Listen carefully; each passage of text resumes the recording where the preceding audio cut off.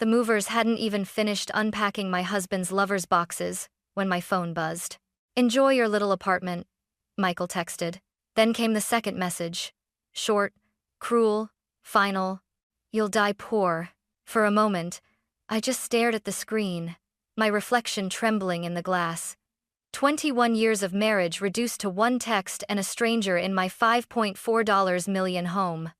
The rain outside blurred the city skyline, matching the blur in my chest. I was still holding my divorce papers when my phone rang again. No caller ID, just a row of zeros ending with a single 1. A calm male voice said, "Mrs. Carter? This is Colonel Whitmore from the Pentagon." I almost laughed. "The Pentagon?" "Yes, ma'am. Your grandfather's classified mission has been declassified. His inheritance unclaimed for 60 years is now yours. Then, after a pause, if you can fulfill his final condition." The smell of coffee still lingered in the kitchen the morning I came to collect my last few things. Our kitchen, now his kitchen shared with her. Tiffany was already there, barefoot in my silk robe, humming some pop song while arranging flowers on the counter I'd designed myself. "Oh," she said when she saw me, feigning surprise. "Michael didn't tell me you were stopping by." Her smile was the kind that cuts. Behind her, Michael appeared, sleeves rolled up, perfectly at ease. "She fits in, doesn't she?" he said casually, gesturing around the room. I never realized how much warmer this house could feel. I wanted to scream. Instead, I looked down at the small box in my hands, the one labeled Eugene's Things, and said quietly, "Take good care of it. The house, I mean. It's all yours now." He smirked. "I already am." Outside, the wind hit like a slap. I drove away without looking back, my reflection in the rearview mirror dissolving in rain streaks. I had a violin case in the back seat, a single suitcase, and a future that suddenly felt smaller than the apartment waiting for me across town. That night, I unpacked in silence. One lamp, one chair, one woman who'd lost everything. The loneliness was almost peaceful until my phone buzzed. "Enjoy your little apartment," Michael had written. Then, "You'll die poor." My throat tightened. I almost deleted it, but my finger froze when the phone started ringing again. No name, no number, just zeros and a single one. I hesitated, then answered. "Mrs. Carter?" a firm voice asked. "This is Colonel James Whitmore from the Pentagon." I laughed bitterly. "The Pentagon? That's a new scam." "This is no scam," he said evenly. "Your grandfather, Captain Eugene Holt, completed a classified mission in Cambodia in 1963. That mission has just been declassified. You are listed as his direct heir." My heart stumbled. My grandfather? He died with nothing. What could possibly? There's a financial inheritance due to him, now valued at approximately $179 million. The room swayed. I gripped the edge of my counter, nearly dropping the phone. "I think you have the wrong person," I whispered. "No, ma'am," he replied. "But to claim it, you'll have to fulfill one final condition your grandfather left behind."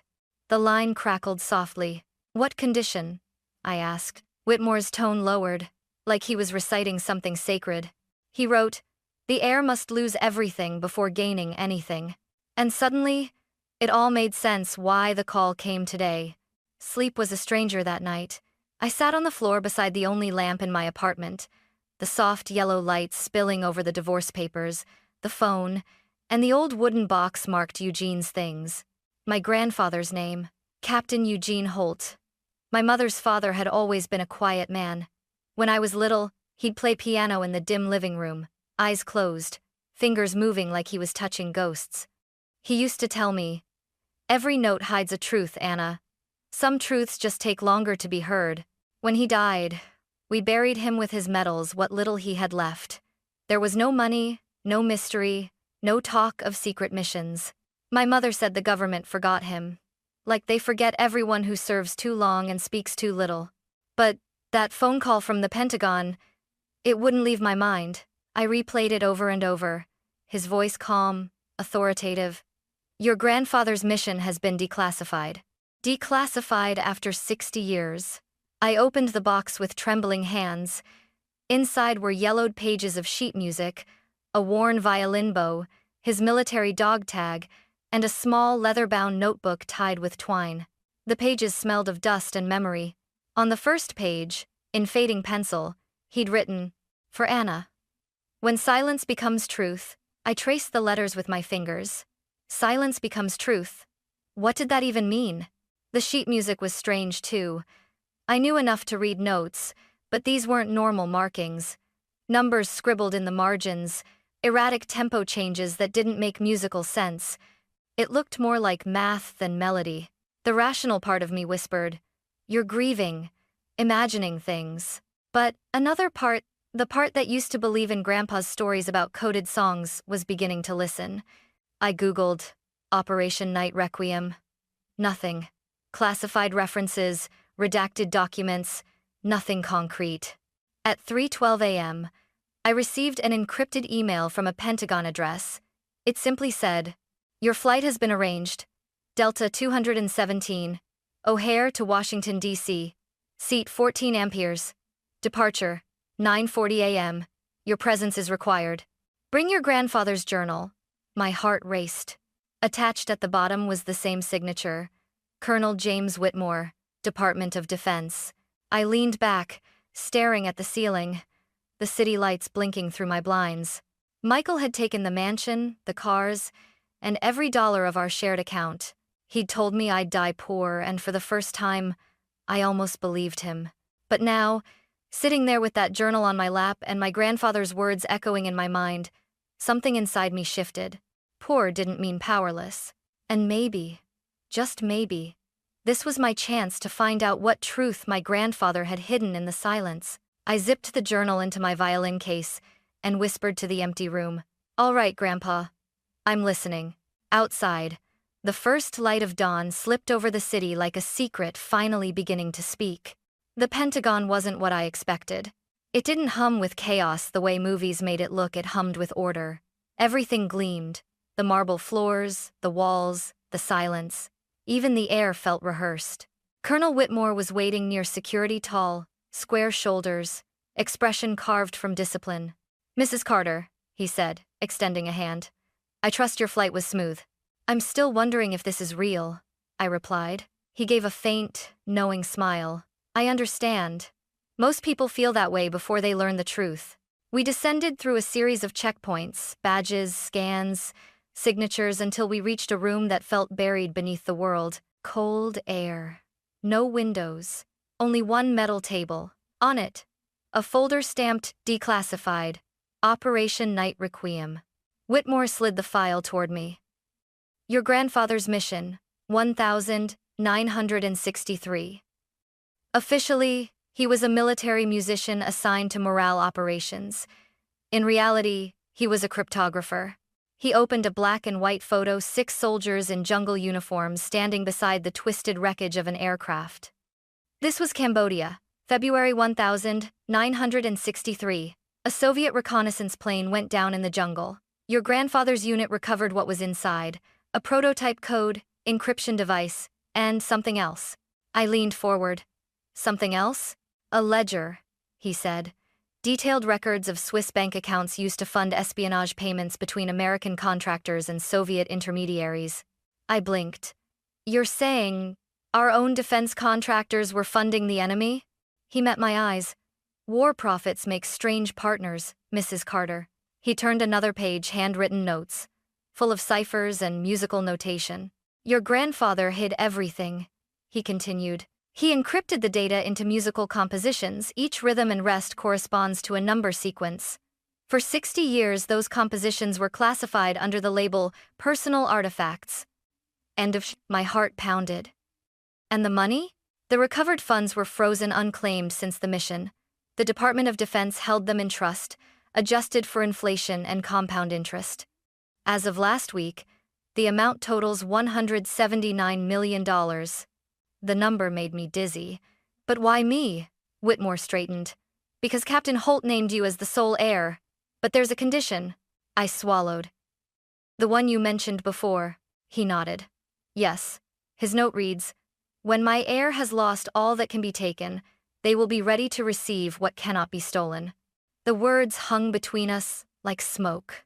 I looked down at the photo of the wreckage at the face of the man who had always hummed lullabies instead of war songs, and I felt the strange pull of destiny I couldn't explain. Whitmore stood, his tone suddenly official again. "Mrs. Carter, your grandfather's possessions contain the key to unlock the remaining files. We believe he hid it in the margins of his sheet music. Decode it, and you'll find what he wanted you to finish." He handed me a sealed envelope, my name written on the front in faded ink. My grandfather's handwriting. "For Anna Carter. Play the notes in order. The truth is waiting." Back in the Pentagon's guest quarters, I placed the envelope on the desk like it might explode. The paper was yellowed, the ink uneven. My grandfather's handwriting, the same looping script that once signed my birthday cards, now carried a weight I could barely breathe under. I unfolded the first page. "Anna, if you're reading this, the silence has finally broken. In music, as in life, truth hides in the pauses. Play them carefully." Below the message were 3 bars of handwritten notes.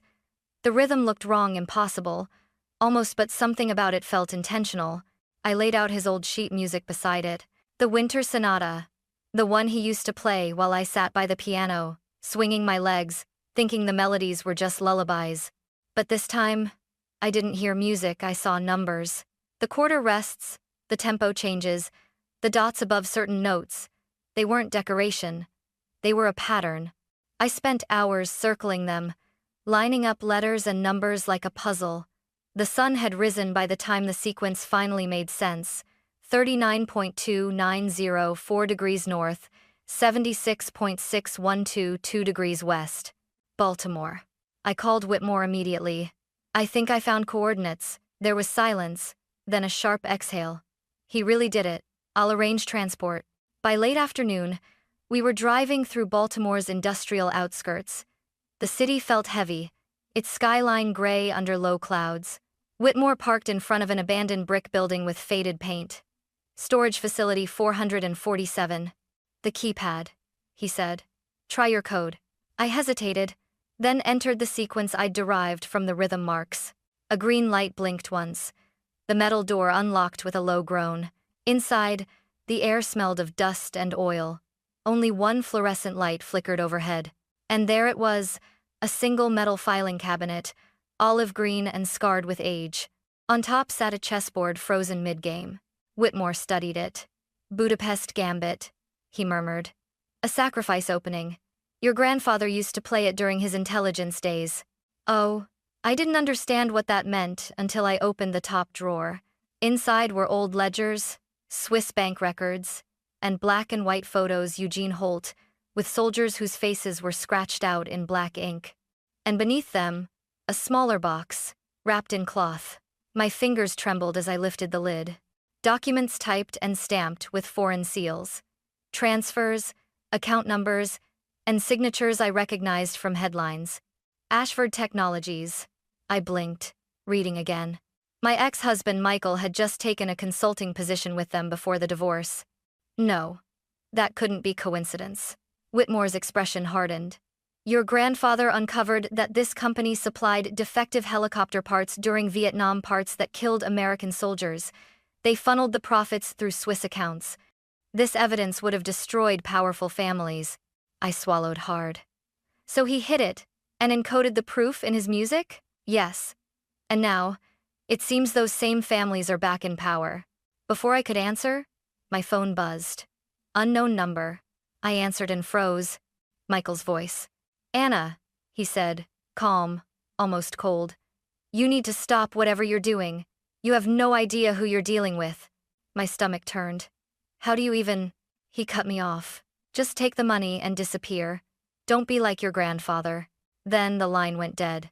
Whitmore's jaw clenched. "You've been followed." I looked at the ledger again, at the name Ashford stamped like a wound across every page. And I whispered, "He's not just a thief of my marriage. He's part of this." We didn't make it 10 blocks from the warehouse before headlights flared behind us, too bright, too close. Whitmore muttered a curse. "That's no coincidence. Hold on." The black SUV accelerated. Tires screamed against wet asphalt. Rain lashed the windshield in streaks of silver as we sped through narrow Baltimore streets. My pulse thundered. Who are they? People who'd rather this secret stay buried. We veered into an old industrial alley, the SUV still tailing us. Whitmore cut the lights, turned sharply, and killed the engine. We sat in darkness, breathing hard. The sound of rain and distant sirens filled the air. When the SUV finally passed, Whitmore exhaled slowly. "We can't go back to DC tonight. Too risky." I nodded, though my hands were shaking.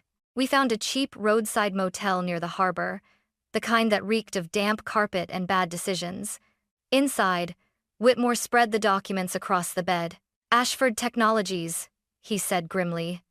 "Founded by William Ashford in the 1952, they made billions off military contracts, defective rotor parts, falsified safety reports, hundreds of soldiers dead." I flipped through the pages. Each signature, each transaction, was like a ghost, screaming from the paper. Then I froze. A name near the bottom. Michael Carter, Senior Project Consultant. My throat went dry. He's one of them." Whitmore looked up. "Your ex-husband?" I nodded slowly. "He told me not to dig. He knew exactly what I'd find." My phone buzzed again. The same unknown number. Whitmore's hand hovered over his gun. "Don't." But I answered anyway. "Anna," Michael's voice rasped through the static. "You have no idea what you're getting into." "Then explain it to me," I snapped. "Because right now it looks like you're sleeping in a house built on dead men's bones." He laughed softly, a sound that made my skin crawl. "This isn't about right or wrong. It's about survival. Your grandfather stole something that didn't belong to him. I'm just trying to fix it." "You mean cover it up?" "You always were dramatic," he said coldly. "Just take the inheritance and walk away. They'll let you live if you disappear." My chest tightened. "They? Who's they, Michael?" Silence. Then a click. The line went dead. I stared at the phone, trembling. Whitmore knelt beside me. "He's compromised. Probably working for whoever inherited Ashford's interests." "He was part of it all along," I whispered. "Our marriage, the money, everything. He used me to get close to my grandfather's records." Whitmore's expression softened. "Then he underestimated you." I let out a broken laugh. "Everyone does." Thunder rolled outside. Whitmore stood, sliding his pistol into his jacket. "You have a choice, Anna. We can vanish tonight. Or you can finish what your grandfather started." I looked at the documents scattered across the bed pages of lies, blood, and betrayal, and felt something in me harden. "For 60 years, I said quietly, they buried the truth. My grandfather died to protect it. I'm not running." Whitmore hesitated. "If you go through with this, you'll be putting a target on your back." I met his eyes. "Let them aim." He nodded once, resolute. "Then we expose them. Every name, every account, every sin," I added. Lightning flashed, illuminating the pages like a storm of ghosts. In that moment, I understood why my grandfather had written his music in code. Truth, like melody, could be beautiful, but it could also be fatal. Whitmore gathered the files, his voice steady. "We'll contact a journalist I trust. But from now on, we move carefully. No calls, no credit cards, no patterns." Outside, the wind howled against the window. Inside, my pulse slowed. For the first time in weeks, I wasn't afraid. I was angry, and anger, I realized, was just courage that finally decided to speak. "All right," I whispered to the storm. "Let's finish the song." The next morning, the city looked washed raw by rain, Baltimore's skyline glinting like something half forgiven, half forgotten. Whitmore's phone buzzed with a coded message from a secure channel. "We've got one chance," he said. "A contact at the Washington Post, Dennis Cole, former military journalist. If anyone can bring this story to light, it's him." We met Dennis in a diner that smelled of burnt coffee and sleepless nights. He was broad-shouldered, gray-haired, and wore the kind of expression that had seen too much truth to be impressed by money. Whitmore slid the folder across the table. Evidence of war, profiteering by Ashford Technologies. Swiss accounts, falsified contracts, internal memos.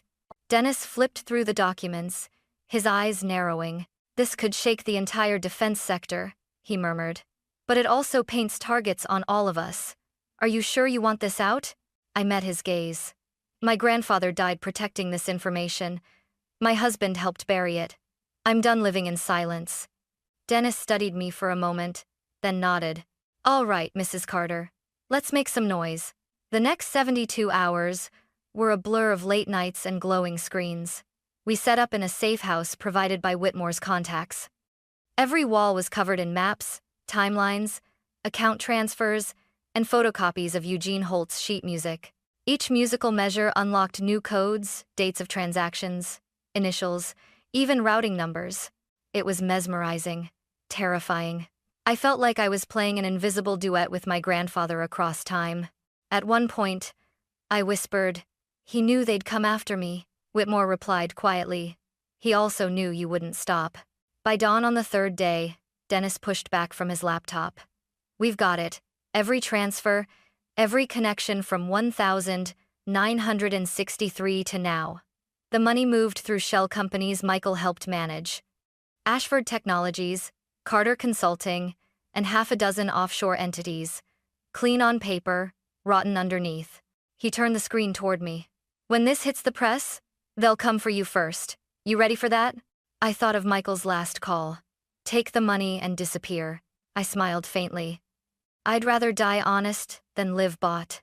That afternoon, the story went live. Headline: Blood Notes. How War Profits Bought Silence for 6 Decades. Within hours, the internet exploded.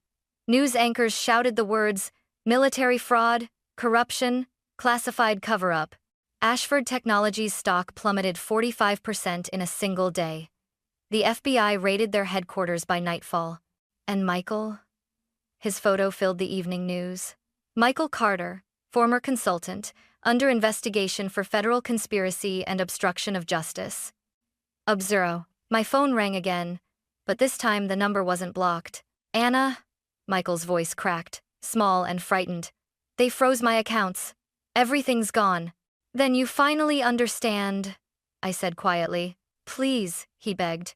"They're saying I'm the scapegoat. You've destroyed me." "No, Michael," I whispered. "You destroyed yourself." Then I hung up. Whitmore sat beside me, watching the rain streak down the safe house window. "You know, you could have kept the Pentagon money. No one would have blamed you." I shook my head. "It was never about the money. It's about playing the notes he left unfinished." Outside, sirens wailed in the distance, justice, chaos, and history colliding in one furious harmony. Inside, I finally exhaled. The truth was louder than fear, and for the first time, I was ready to hear it. 3 days after the story detonated across every major network, my life no longer belonged to me. Reporters camped outside the safe house, helicopters circled the city, and the phrase, "the Carter revelation," trended for 72 straight hours. But in the quiet between the noise, I sat alone with a single sheet of paper, the official letter from the Pentagon. Subject: Final disbursement of classified compensation, estate of Captain Eugene Holt. The total glared up at me. $179 million. Clean, legal, irrevocable. My signature alone could transfer it. Whitmore entered the room silently. "It's yours now," he said. "You earned it. The Department of Defense verified your claim this morning." Earned it. I rolled the words around in my mind, like they were made of glass. Earned it by losing everything? By surviving what they'd tried to bury? I looked at the check again and thought of my grandfather, playing his piano with cracked fingers in that nursing home. His medals gone, his story untold. "He never got a single dollar of this," I whispered. "No," Whitmore said softly. "He got something harder, clarity." For a long moment, neither of us spoke. Then I said, "I know what I'm going to do." The next week, I met Dennis at a press conference, except this time, I wasn't there to expose corruption. I was there to give something back. Standing under bright lights, microphones crowding the podium, I announced, "The entire inheritance will be placed into the Holt Foundation for Veterans' Families. It will fund medical care, scholarships, and music therapy for soldiers who gave their lives to the same machine that tried to silence my grandfather." Gasps rippled through the audience. A reporter shouted, "All of it? You're giving away $179 million?" I nodded. "All of it. Because some money is too heavy to keep." Whitmore stood off to the side, arms folded, his eyes glinting with something between pride and grief. When the conference ended, I slipped away through a side door into the night air. The city hummed around me, alive, chaotic, changed.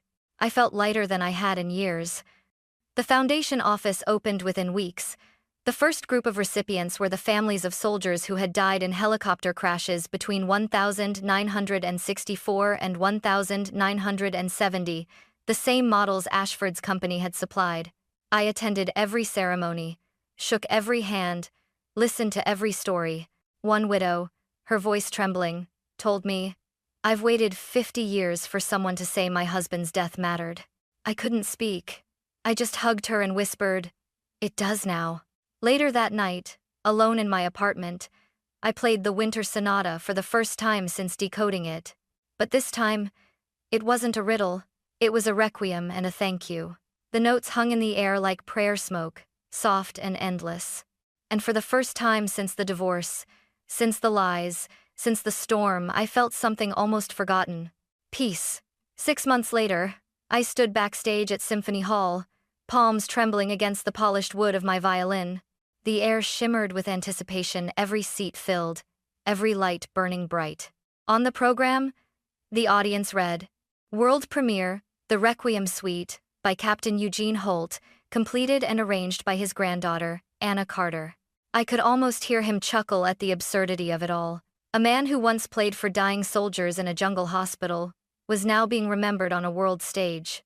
As I stepped under the spotlight, the hall fell silent. For a heartbeat, I saw flashes of everything that brought me here: Michael's smirk, the texts, the gunmetal rain over Baltimore, the secret files, the faces of the families who'd lost everything. Then I lifted my bow. The first note rose like breath returning to a body. The melody was haunting, soft, deliberate, full of ghosts. Every bar carried a name, a memory, a confession. By the second movement, tears blurred my vision. By the third, I wasn't playing music anymore, I was playing truth.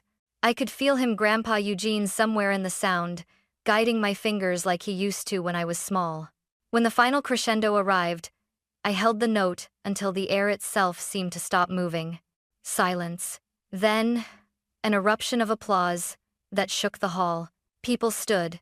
Some cried, others simply stared, as if they'd witnessed something they couldn't explain. My mother was in the front row, her hands pressed to her heart. Beside her sat Colonel Whitmore, his uniform immaculate, his eyes bright with pride and something like forgiveness. When the curtain fell, I walked off stage trembling. Reporters waited, cameras flashing. But I wasn't thinking about fame. I was thinking about legacy. Whitmore met me in the corridor. He smiled faintly. "You did it." I shook my head. "We did. And so did he." He handed me an envelope, old, yellowed, sealed with wax.